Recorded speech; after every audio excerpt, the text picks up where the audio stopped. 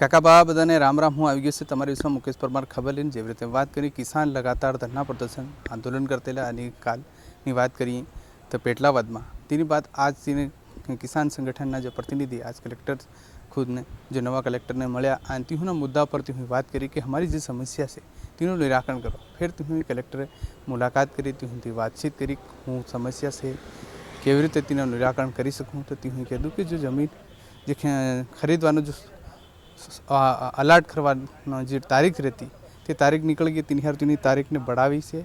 फिर तीना जो किसानों ने तो सेटेलाइट थी अलाट बुक करव पड़े. तीना बुक थी माध्यम थी बुक खरीदे और तीन में केवत्रा किसानों समय पर खरीदी गहूँ से या अन्य चीज सामान तीन खरीदी करी सके.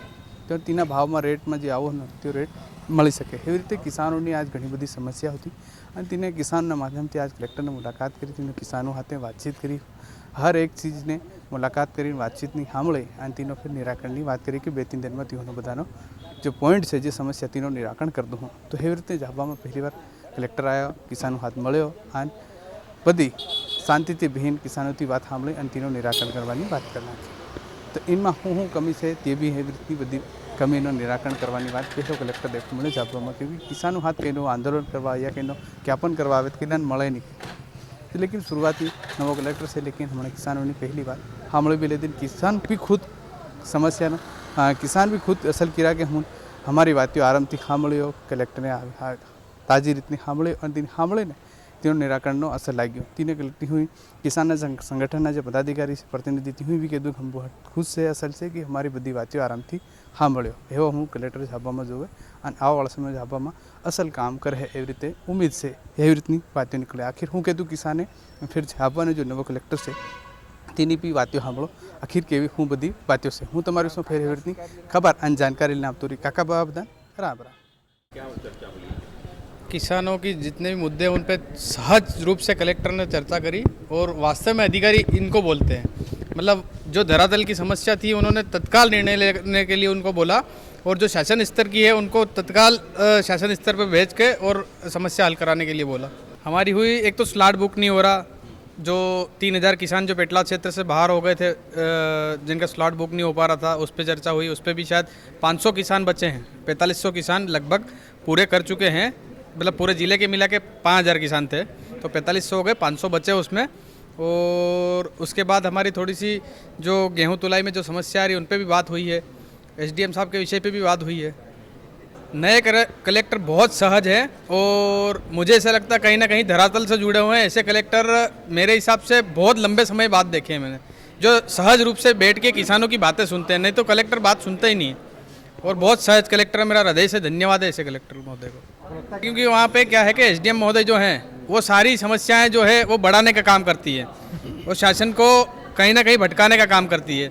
अब ये जो है कलेक्टर महोदय इनसे मिले हम, उन्होंने हमको समझा और सहज रूप से बात करी और वास्तव में जो धरातल की स्थितियाँ हैं उन्होंने भी देखी और जल्द से जल्द हल करने के लिए हमें कहा. आज पेटलावाद के जो किसान हैं वो आज सदिच्छा भेंट देने भी आए थे और साथ में किसानों को जो समस्या आती है विशेषकर उपार्जन के संबंध में उसमें बहुत ही मतलब सार्थक चर्चा हुई है. उनके द्वारा जो मुद्दे उठाए हैं उसका ऑलरेडी मैंने उनको समाधान भी बता दिया. क्योंकि हम लोग मैं कल पेटलावद के 2 उपार्जन केंद्र में जाके आया हूँ. एक रायपुरिया और उसके अगले में एक और उपार्जन केंद्र था जहाँ पे मैंने किसानों से भी बात की थी.